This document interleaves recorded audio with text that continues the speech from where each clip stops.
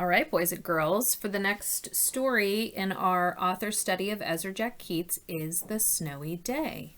Now, I know it's not snowy weather yet. I know we just kind of started the season of fall, but let's think ahead a little bit to winter time and when the snow falls and all the things you like to do when it gets snowy. And let's see what Peter does.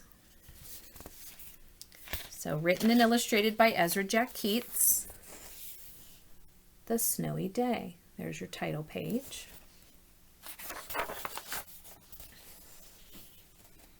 One winter morning, Peter woke up and looked out the window. Snow had fallen during the night. It covered everything as far as he could see. I don't know about you, but I love waking up to seeing snow outside in the winter. After breakfast, he put on his snowsuit and ran outside. The snow was piled up very high along the street to make a path for walking. Look at after they cleaned the streets off, look at all of the snow that was left. Like mountains. Crunch, crunch, crunch.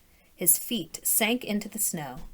He walked with his toes pointing out, like this. He walked with his toes pointing in, like this. Can you point your toes in and out like that?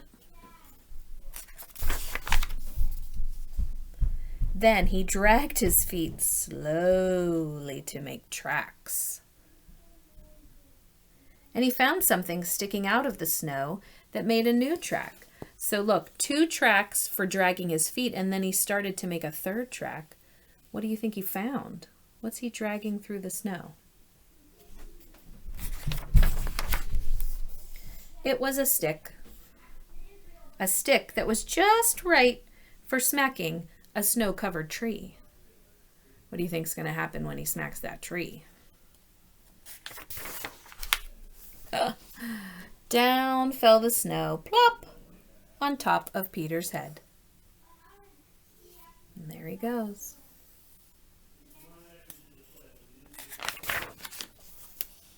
He thought it would be fun to join the big boys in their snowball fight, but he knew he wasn't old enough.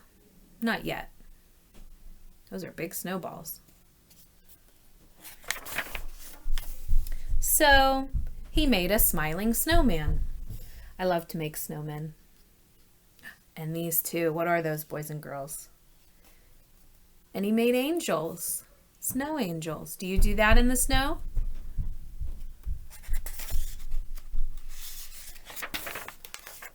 He pretended he was a mountain climber. He climbed up a great big tall heaping mountain of snow and slid all the way down. Look at all the clouds in the sky.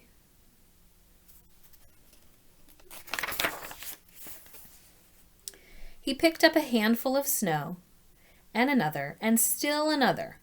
He packed it round and firm and put the snowball in his pocket for tomorrow. Then he went into his warm house. So let's think about that. Frozen snowball, warm house. What's going to happen to that snowball? He told his mother all about his adventures while she took off his wet socks. My socks always get wet in my boots.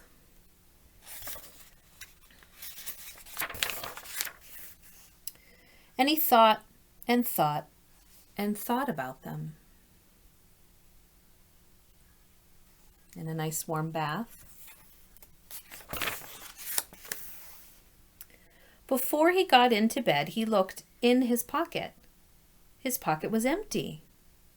The snowball wasn't there. He felt very sad. Were you able to figure out what happened to the snowball in the warm house? Look, made his pocket all wet. It melted in the warm house. Off to bed.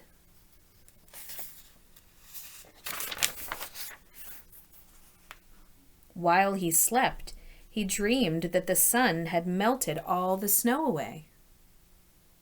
But when he woke up, his dream was gone. The snow was still everywhere. New snow was falling. I love those snowflakes.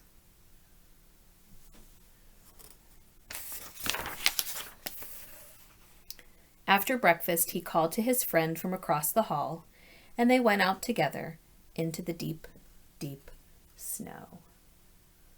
I wonder who that friend is. Do you think it's Amy? From A Letter to Amy. And there's your end sheets. I hope you like this snowy day, and I hope it reminds you of all the fun that you have in the snow. Be on the lookout for the next snowy day video.